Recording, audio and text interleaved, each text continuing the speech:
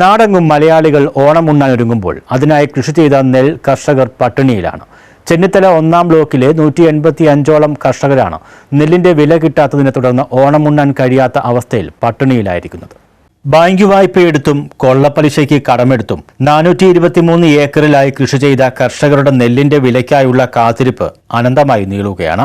കഴിഞ്ഞ വർഷം ഓണത്തിന് മുമ്പ് നെല്ലിന്റെ വില ലഭിച്ചതിനാൽ ഇത്തവണയും ഓണത്തിന് മുമ്പ് ലഭിക്കുമെന്ന പ്രതീക്ഷയിലായിരുന്നു കർഷകർ. പാടി മാർക്കറ്റിൽ നിന്നും മെയ് 20 വരെയുള്ള PRS ബാങ്കിലേക്ക് അയച്ചതായി പറഞ്ഞെങ്കിലും ബാങ്കിൽ അന്വേഷിച്ചപ്പോൾ തുക ആയിട്ടില്ലെന്ന മറുപടിയാണ് ലഭിച്ചതെന്നും ചെന്നിത്തല 1-ാം ബ്ലോക്ക് സമിതി ഭാരവാഹികൾ പറയുന്നു.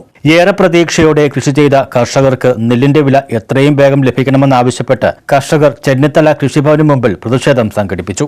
നമ്മുടെ കൃഷിമന്ത്രി മാന്നാർ വരികയും അവരെ അദ്ദേഹത്തെ കാണാനും ദീർഘമായി നമ്മുടെ കാര്യങ്ങൾ ആവശ്യപ്പെട്ടുകൊണ്ട് ഒരു മെമ്മോറാണ്ടം കൊടുക്കാനും കഴിയും.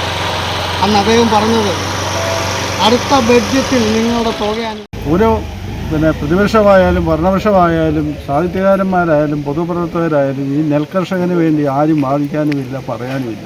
അവൻ അന്നും ഇന്നും ഈ ചളിക്കകത്തും വെയിലും മഞ്ഞും മഴയും കൊണ്ടാണ് ഈ കൃഷി വിളവെടുത്ത് അന്നം ഉണ്ടാക്കി ഈ നാട്ടിലുള്ള കോടാനുകോടികൾക്ക് ഗൾഫ് രാജ്യങ്ങൾക്ക് വരെ ഈ അരിയെ കയറ്റി അയക്കുന്നു.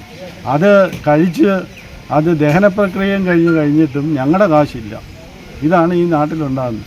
ഇനിയെങ്കിലും അടുത്ത വർഷമെങ്കിലും ഞങ്ങളുടെ ഇവിടെ വലിയ വീരവാദമൊക്കെ പറഞ്ഞ് നെല്ലെടുത്ത് കഴിഞ്ഞാൽ ഒരാഴ്ചയ്ക്കകം നിങ്ങളുടെ PRS കാശ് കൈ തരുമെന്ന്.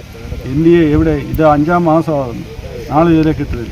ചെന്നിത്തല 1-ാം ബ്ലോക്ക് പാടശേഖര സമിതി president PT Ajith Kumar, secretary Rajeevan, convener MP Raju, നെൽകർഷകരായ K Venu, Devarajan, TG Joseph, KN Thankappan, T Raju, Biju വിരിപ്പാലിൽ എന്നിവർ പ്രതിഷേധത്തിന് നേതൃത്വം നൽകി. News bureau, Mannar.